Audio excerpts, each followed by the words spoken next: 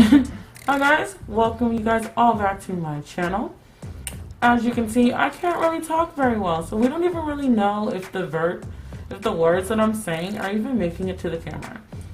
This is my Afro Scarecrow look. Yes, I decided to take it a little bit scarier than normal, since most scarecrows are really cute, but I decided not to do that.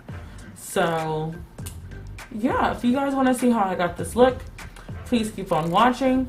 Don't worry, this is a voiceover, so it's not going to be as long as the last video.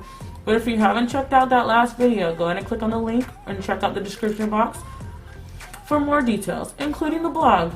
So let's get started. Bye! Okay, so first thing I'm doing is just shaping my eyebrows like I always do. I'm using the LA Girl Pro Conceal and Beautifully Bronze for the top and Toffee on the bottom. Now, the next step you're not going to see, but I use the NYX Jumbo Eye Pencil in dark brown on my lids, and then I'm going to blend it out. So let's blend out this with the eyebrow brush just to bring it down to give me some highlight, because I'm not using a lot of complicated stuff for this eyeshadow look. So I'm blending it out with the ColourPop Party Girl, focusing mainly on the V and the crease and just blending it out. This, like I said, very simple look, not really the focus of this look in my opinion. So once I get all that blended out, the next thing I'm going to do is take my e.l.f. eyeliner in black and give myself a wing tip. You don't really need, again, we're putting on lashes, so I don't really see the big need to do it, but I am giving myself a little bit of a wing.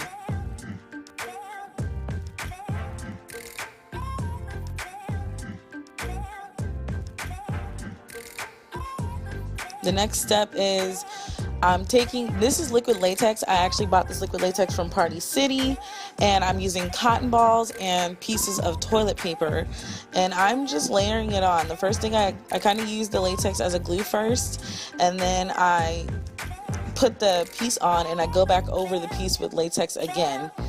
And I just keep layering. The cotton balls is what gives it texture, and the toilet paper is what makes it smooth. So you really just decide on what you want to do. I actually like the more textured look, like my skin has been healing.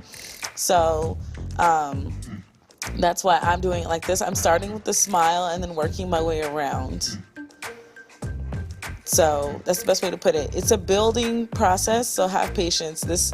I fast forwarded as much as I could, but to be honest, it's a very long, tedious process, and you have to wait for things to dry.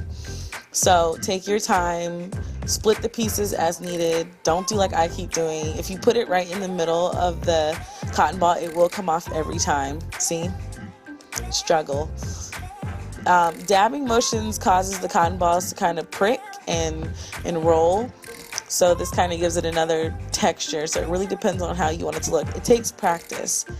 For this look, I am going to be covering my mouth, but because my lips are bigger, I've decided to just go around my lips and then pulling the cotton ball to make it stretch once I put the latex glue on it.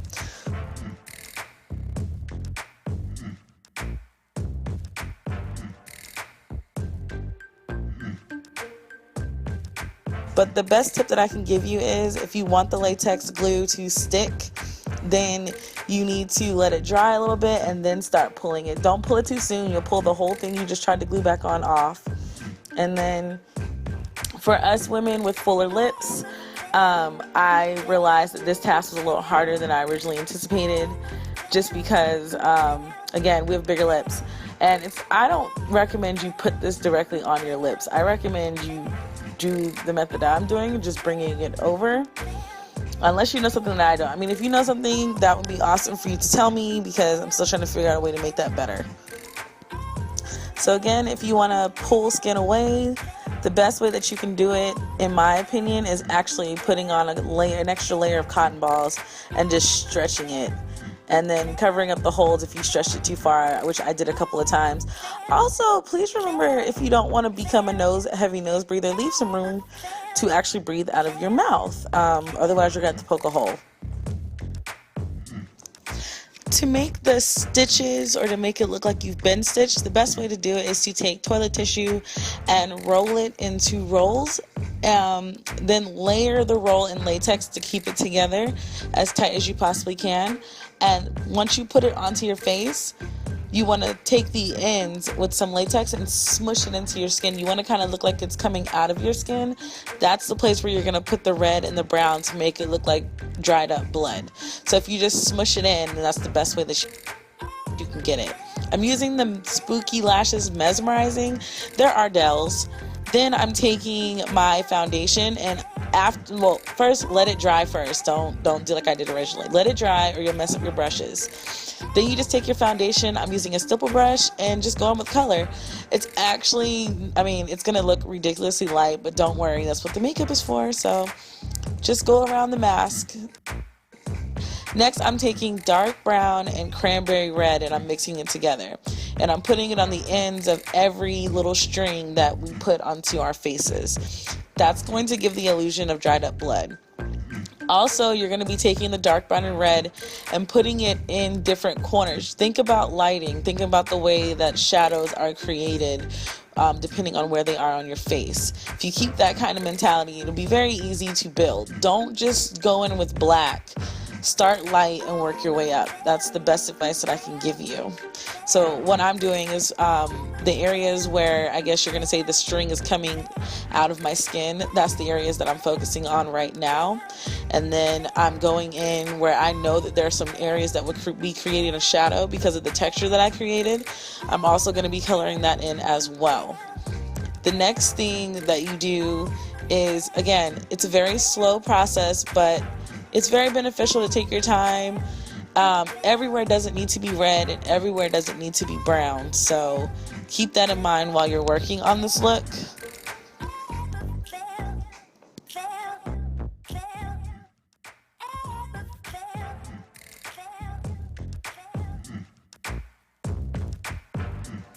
You see how the red is kind of making it look like dried up blood?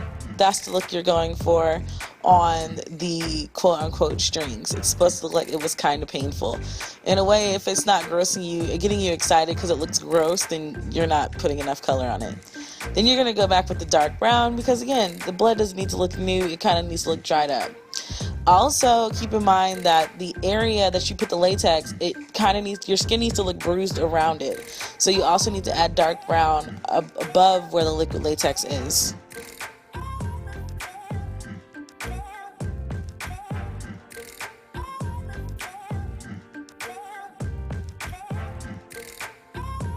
Next, take any black that you have, use black paint, black makeup, or whatever, and you're going to color your string. For me, I just use black eyeshadow and a smudger brush. I feel like this is the best way for me to get detail, and it's self-explanatory. Just color in the strings. Try not to get it all the way to the end because that's where you put the red and the brown. You still want to have it look a little decaying, like the way that I did mine. I don't really know a way to explain that other than practice makes perfect. You're going to have to go back over the black again later, but for now, take a dark brown or a darker brown. You just want to take a fluffy eyeshadow brush and just kind of put it everywhere. You just want to give it a little bit of depth. Then you're going to take a darker brown and go around the tops and blend it out. This is a blending process now. You want to make it look like it came from your skin. So again, you're going to have to go over the black from the strings and go over a little bit of the red areas just to make sure that they stand out after you smudge. But smudging is definitely important. Go ahead and go back in, filling in as much white areas as you can. I left some whites because it kind of showed like how deep my flesh wounds were. Again, it's all about how you want to create it. I'm actually cutting that piece of tape off on the side, but go back in, add some more red, add some more brown where you say fit so you get the color that you want. Alright, so once you finish how you like it, go ahead and put the foundation onto the rest of your face, and the rest of the look is fairly like my usual. After I put on the foundation and I blend it all out with my stipple brush, then I'm going to take Beautifully Bronze again and put it underneath my eyes just to give myself a little bit of light because like I said, from the nose up, it's very pretty.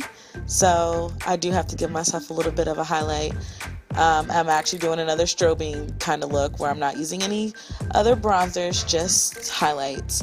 Then I'm going to take my eyeliner eyeliner pencil in black and draw my Scarecrow nose. Remember, this is the nose more inspired from The Wiz, therefore it is just a big black nose. And luckily I already have a big nose.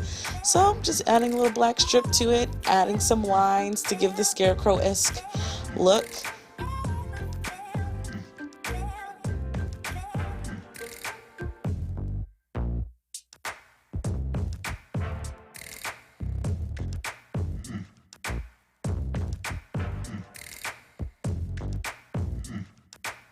Then I'm going to take eyeliner and highlight. My usual highlight, of course.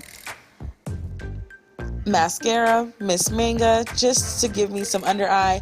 I promise the next look will have under eyelashes, guys. I absolutely promise. Instead of the Scarecrow hat, I made a headband, and the instructions for that will be live on my blog. I put on my pink blush for my Scarecrow cheeks, and this is the final look. Again, please check the description box for any details that you need. Thank you guys so much for watching, and have a blessed day. Bye.